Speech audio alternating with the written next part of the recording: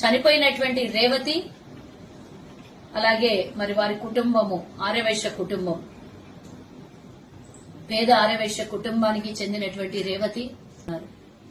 ఇదే అల్లు అర్జున్ స్థానంలో ఏ ఆమిర్ ఖానో లేకపోతే ఇంకొకరు ఎవరైనా ఉండింటే, సల్మాన్ ఖానో ఇంకెవరైనా ఉండింటే బీజేపీ పెద్ద మనుషులందరూ ఆయనకు సపోర్ట్ చేసేవాళ్ళ.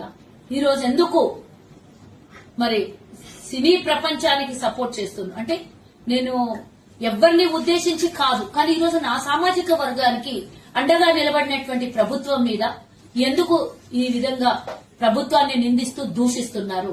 మీకెందుకు నచ్చట్లేదు? మమ్మల్ని ఈ రోజు అండగా నిలబడినటువంటి ప్రభుత్వాన్ని చూస్తే ఎందుకు తట్టుకోలేకపోతున్నారు? అంటే మీకు రాజకీయమే కావాలనా? మీకు కేవలం రాజకీయం చేయడమే మీకు ముఖ్యమా?